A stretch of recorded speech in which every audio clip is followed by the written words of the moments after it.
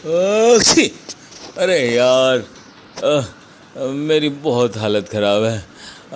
अनिल यार, चिंटू को भी बता दियो। अब मैं ना रिटायर होना चाहता हूँ इस फर्म से। एक्चुअली तुमसे क्या छुपाऊँ, मुझे ना कोरोना हो गया था। अबे तेरा दिमाग खराब हो गया है क्या? अरे ये फर्म हमसे नहीं संभलेगी। पागल हो गया है तू? हेलो दोस्तों, कैसे हैं आप लोग। सुनील कुमार क्लासेस में आपका स्वागत है। आज हम करेंगे रिटायरमेंट में सबसे पहली चीज, जैसे हमने एडमिशन में सबसे पहले प्रॉफिट शेयरिंग रेशो फाइंड करना स्टार्ट किया था, ऐसे ही हम सीखेंगे इसमें प्रॉफिट शेयरिंग रेशो कैसे फाइंड करेंगे। मतलब यह कि एक पार्टनर रिटायर हो रहा है, उस पार्टनर के रिटायर होने के बाद बचे हुए पार्टनर्स की जो रेशो है वो क्या होगी, न्यू रेशो क्या होगी पार्टनर्स की। केस 1 और केस 2 दो ही केस हैं इसमें बच्चों। बुक में आप देखेंगे तो हो सकता है 3-4 केसेस हो, बट अगर मेरी नजर से देखेंगे तो सिर्फ 2 केसेस हैं। एक केस मैं आपके सामने कराने वाला हूं और ये सिर्फ 1 सेकंड में सॉल्व होता है। हाँ, 1 सेकंड में सॉल्व होता है। ये ABC का 3 to 1 में बिजनेस करते हैं। वो बी चाह रहा है कि अब रिटायर हो जाऊं, मैं थक गया है बेचारा। तो बी जब रिटायर होगा तो ए और सी का न्यू रेशो निकालने के लिए आपको कुछ भी नहीं करना, बीच में से इसको रब कर दो। तो ए और सी का न्यू रेशो 3:1। यही तरीका है, ये कोई शॉर्टकट नहीं है, ऐसे ही निकालना है। इसीलिए इस टाइप का न्यूमेरिकल तो आएगा ही नहीं। जब हम बड़े क्वेश्चंस कर रहे होंगे वहां पे न्यू रेशो इस तरीके से हम फाइंड करेंगे, ठीक है। और जैसे एडमिशन में जो सिंपल केस था उसमें सैक्रिफाइसिंग रेशो ओल्ड रेशो के इक्वल थी सिंपल केस में, ये भी हमारा सिंपल केस है, केस 1 है। इसमें भी जो गेनिंग रेशो होगी, क्योंकि एक पार्टनर रिटायर हो रहा है तो ऑब्वियस सी बात है कि ए और सी गेन करेंगे बी के जाने से, तो गेनिंग रेशो वही होगी जो न्यू रेशो होगी। वहां पे था ओल्ड रेशो और सैक्रिफाइसिंग सेम, यहां पे न्यू रेशो और gaining ratio same. Gaining ratio भी बिल्कुल सेम होगी। तो यहां पे ये फायदा है कि ना गेनिंग रेशो निकालनी पड़ेगी आपको और ना ही न्यू रेशो के लिए आपको पेन उठाना पड़ेगा, माइंड में ही आपको आंसर दिख जाएगा। तो बच्चों ये हो गया हमारा केस 1। अब हम करते हैं केस 2।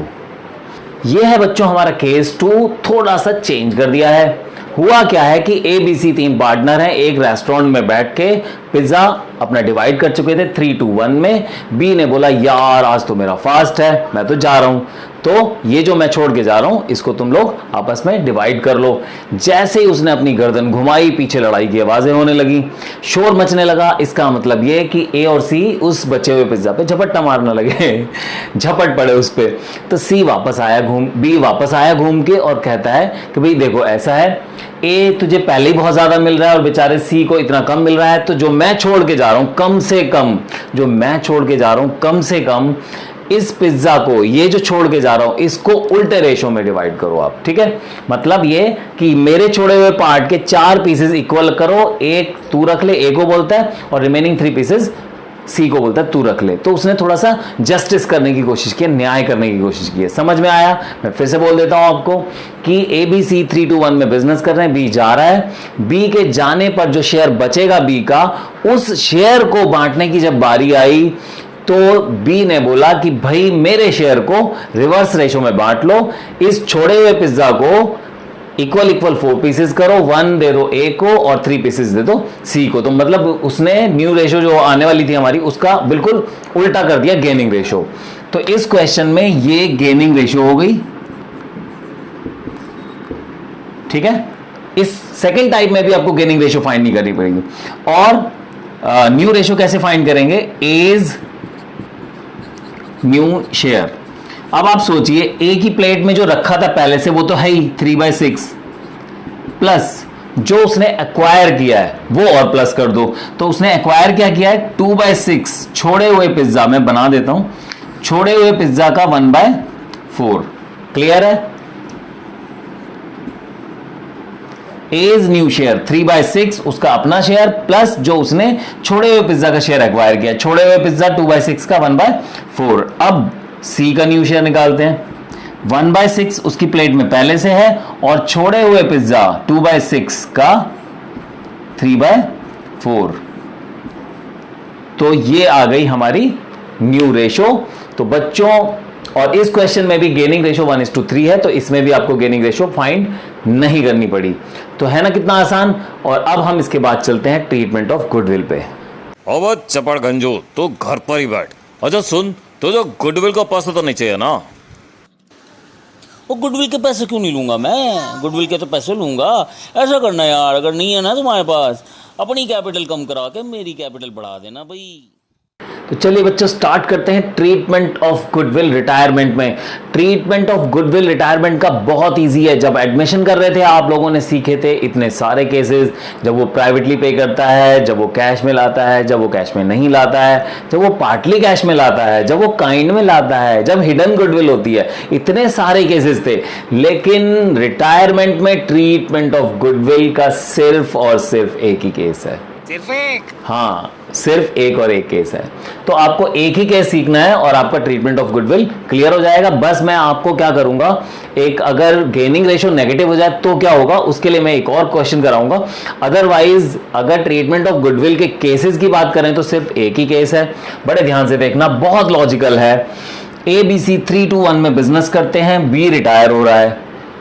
तो जब बी रिटायर होता है तो वो कहता है कि भाई हमारी जो खरीदी हुई दुकान है, जिसे मैं गुडविल वैल्यूड कहता हूं, गुडविल वैल्यूड को हमेशा प्लॉट परचेज की हुई दुकान कहता हूं मैं। 6 लाख की हमारी दुकान है, आज मैं छोड़ के जा रहा हूं, तो मुझे मेरे हिस्से के पैसे दे दो या फिर मैं दुकान के बीच में दीवार खड़ी करके किसी को सेल कर दूंगा। तो ये बड़ा अजीब सा लगता है कि इतना बड़ा शोरूम है, बीच में दीवारें खड़ी कर दी। सपोज ये है शोरूम, ठीक है। अब इस शोरूम में बी का शेयर ये है 3 to 1। ये कहता है मैं यहां दीवार खड़ी करके बेच देता हूं किसी को, अजीब सा लग रहा है। तो बजाय इसके इस जगह की जो वैल्यू है वो पैसा आप बी को पे कर दो, ठीक है। तो कौन पे करेगा? ए और सी पे करेंगे। कितना कितना पे करेंगे? जितना जितना वो इस पे कब्जा करेंगे। जो बी छोड़ के जा रहा है ये 2 लाख का, ये अगर हम देखें 6 लाख का 2/6 वो छोड़ के जा रहा है। तो बी का जो दुकान में शेयर है वो है 2 लाख। अब 2 लाख की जमीन को ए और सी जिस रेशो में एक्वायर करेंगे उसी रेशो में वो पे करेंगे। हमने सीखा है कि केस 1 में, सिंपल केस में गेनिंग रेशो वही होती है जो हमारी न्यू रेशो होती है। तो इस क्वेश्चन में हमारी न्यू रेशो 3:1 है, वही हमारी गेनिंग रेशो है। इसका मतलब ये कि इस छोड़ी हुई दुकान को 3:1 में ले रहे हैं। इतना ए ने ले लिया और इतना पोर्शन सी ने ले लिया। तो जिस रेशो में वो इस दुकान को, इस जमीन को एक्वायर करेंगे ए और सी, उसी रेशो में वो पेमेंट करेंगे। 2 लाख की दुकान है, उस 2 लाख का 3:1 में पेमेंट करेंगे, यानी 1,50,000 and 50,000। तो जिसको मिल रहा है उसकी कैपिटल क्रेडिट होगी और जो पे करेंगे उनकी कैपिटल डेबिट होगी। तो A debited, C debited to B को मिलना चाहिए 2 लाख, तो 2 लाख रुपए उसकी कैपिटल में क्रेडिट कर देंगे, उसकी कैपिटल को इंक्रीज कर देंगे और वो 2 लाख रुपए 1,50,000 देगा ए, क्योंकि उसने 2 लाख की दुकान में 3/4 शेयर लिया है और उस 2 लाख की दुकान में 1/4 शेयर लिया सी ने, इसलिए वो देगा सिर्फ 50,000।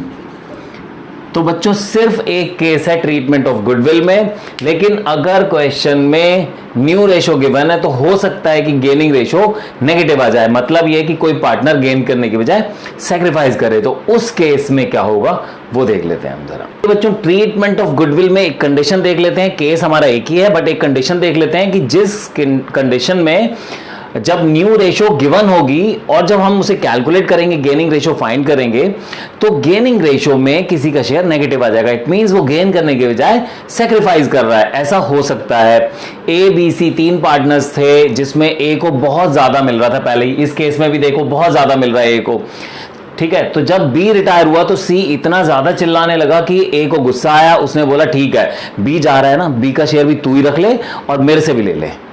समझ आया मैंने क्या बोला? ए बी सी 3 to 1 में बिजनेस कर रहे थे। बी जब रिटायर हुआ तो सी ने सर पटकने शुरू कर दिया। वो उसने सर इसलिए पटका कि बी का शेयर उसको पूरा पूरा मिल जाए। ए को इतना गुस्सा आया, उसने बोला ठीक है तो बी का पूरा शेयर रख ले और मेरे से भी ले ले। तो ये है हमारा केस सेकंड कंडीशन। अब इस क्वेश्चन में न्यू रेशो 1:2 है और गेनिंग रेशो हम निकालते हैं न्यू माइनस ओल्ड। न्यू में से ओल्ड रेशो माइनस करेंगे तो 1/3 - 3/6, तो ए का शेयर नेगेटिव आ रहा है, इट मींस वो सेक्रीफाइस कर रहा है। यहां पे पीएसआर वाले रूल्स नहीं लगाने ना, गुडविल वाले की नेगेटिव आ रहा है तो गेन, ठीक है। यहां पे हम क्योंकि न्यू माइनस होल्ड करते हैं। और सी का शेयर 2/3 माइनस 1/6 कर रहे हैं तो 3/6 आ रहा है, तो इसका तो पॉजिटिव है, ये गेन ही कर रहा है, बट ए सेक्रीफाइस कर रहा है। बच्चों अगर आंकड़ों में ना फंसे, वैसे ही देखें तो आपको समझ में आ रहा है कि पहले 3/6 मिल रहा था, 3/6 होता है हाफ, पहले 50% मिल रहा था, 3/6 होता है हाफ, यानी 50% पहले मिल रहा था ए को। अगर अब देखें तो ए को मिल रहा है 1/3, दैट इज 33%। तो पहले 50% मिल रहा था, अब 33%, तो मतलब कम हो गया है। तो देखकर ही पता चल रहा है कि वो सेक्रीफाइस कर रहा है।